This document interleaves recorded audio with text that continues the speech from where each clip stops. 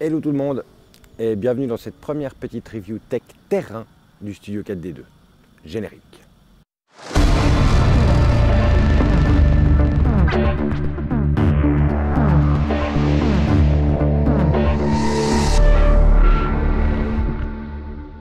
Donc, première review, la gamme d'objectifs Micro Primes de chez SLR Magic.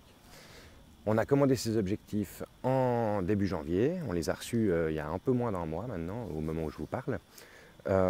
Et on a pu discuter un petit peu avec l'entreprise qui produit ces objectifs. Et ils nous ont proposé un deal qui est que si dans le mois après la réception des objectifs, on produit une vidéo qui est entièrement filmée avec leur objectif, eh bien ils nous remboursent l'un des 4 objectifs. Rassurez-vous, la review que je vais faire, elle n'est pas censurée ou quoi que ce soit. On a le droit de dire ce qu'on veut.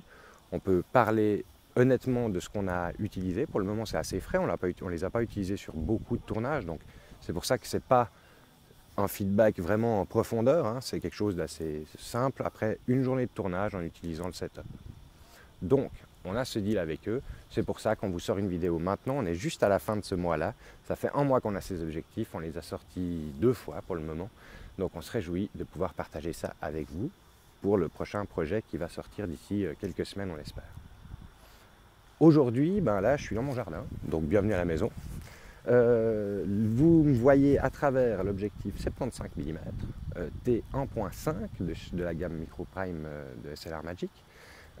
Il est monté sur le Ronin 4D, la nouvelle caméra du studio qu'on a achetée pour pouvoir partir en convention, tourner de la fiction. Une caméra très polyvalente mais qui a certaines limitations au niveau des objectifs notamment. En effet, cette caméra est pourvue d'un stabilisateur et d'une gimbal, ce qui fait que là, par exemple, je suis tout seul dans mon jardin. Mais normalement, si tout se passe bien, alors moi je peux voir ce qui se passe là, mais je n'ai pas encore parfaitement réglé tous les moteurs, etc. Ça fait aussi un mois qu'on a la caméra, donc je me réjouis de pouvoir rentrer dans les réglages précis, mais vous pouvez déjà voir que là, ça me suit. C'est équilibré. Si j'avance, normalement, ça devrait garder le focus plus ou moins sur mon visage, n'est-ce pas? Donc voilà, c'est du matériel qui est assez intéressant. C'est stabilisé. On peut tourner de la folie avec, mais limitation au niveau des objectifs. Parce que forcément, qui dit stabilisé, dit équilibrage. Ces objectifs, ils sont intéressants parce que déjà, au niveau de la taille qu'ils ont, ils rentrent sur le Ronin 4D et sur la plupart des gimbals. Deuxièmement, ils ont un poids qui est relativement similaire à travers toute la gamme. On est à peu près 800 grammes. On porte le stabilisateur du Ronin 4D à son maximum, plus ou moins, mais ça passe assez bien. Une calibration facile parce que tous les anneaux de focus sont alignés d'un objectif à l'autre. Donc ça vous permet de ne pas devoir déplacer votre moteur de focus à chaque fois que vous changez.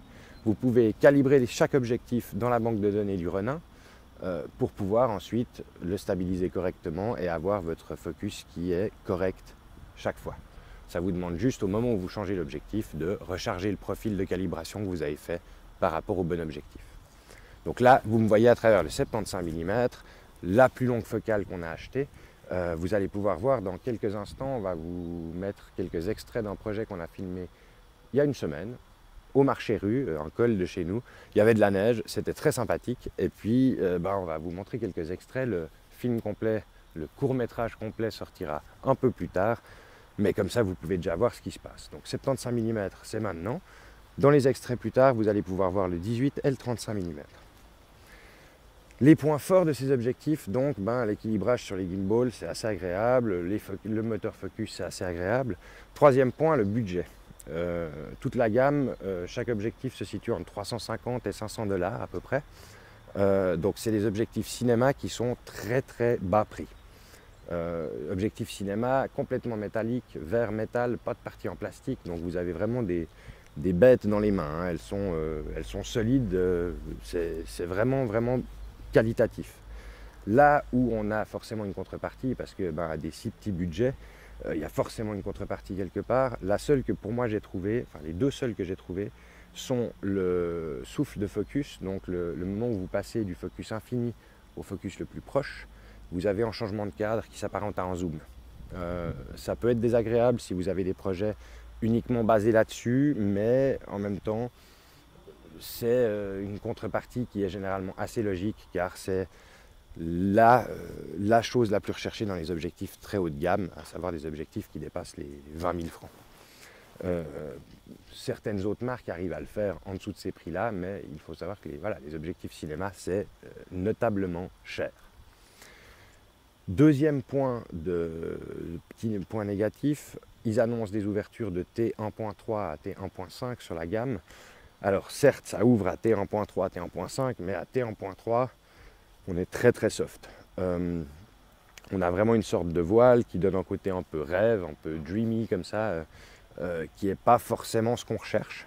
Donc je dirais que ces objectifs sont vraiment opérationnels à partir de T4, entre T4 et T5.6.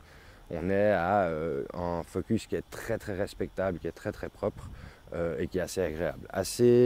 Juste maintenant, vous êtes en train de me voir à T5.6 pour vous donner un exemple. Normalement, plus ou moins tout ce que vous allez voir dans les extraits a été filmé entre T4 et T5.6. Donc vous allez aussi pouvoir voir ce qui se passe là-bas. De nouveau, premier tournage avec le matériel, donc soyez tolérants. On a une équipe de non-cascadeurs qui s'est prêtée à l'expérience de faire une petite scène de baston.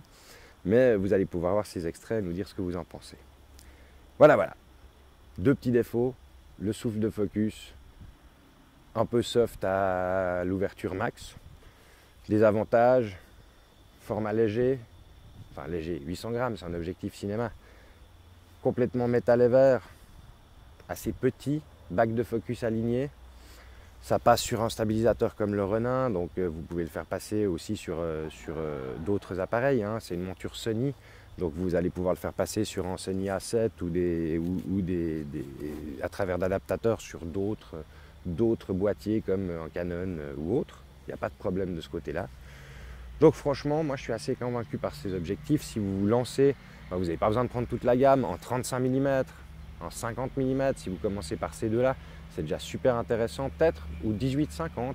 À vous de voir un petit peu les longueurs focales dont vous avez besoin. Mais vous pouvez commencer avec un objectif pour faire du reportage. En 35, c'est très agréable.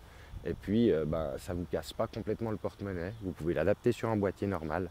Et c'est très qualitatif. Moi, j'ai beaucoup apprécié travailler avec. On a l'impression d'avoir quelque chose de solide dans les mains. Et puis, ouais, je suis pas du tout déçu de l'investissement qu'on a fait. Voilà. Une bonne série d'objectifs d'entrée de gamme. Bien sûr, vous allez trouver des caractéristiques bien meilleures sur des autres objectifs plus chers. Mais tout de suite, pour avoir une série d'objectifs comme ça, qui soit cohérente sur toute la gamme au niveau des couleurs, ça devient plus compliqué au niveau du porte-monnaie. Donc allez jeter un œil sur leur site, je vous mets le lien dans la description en dessous.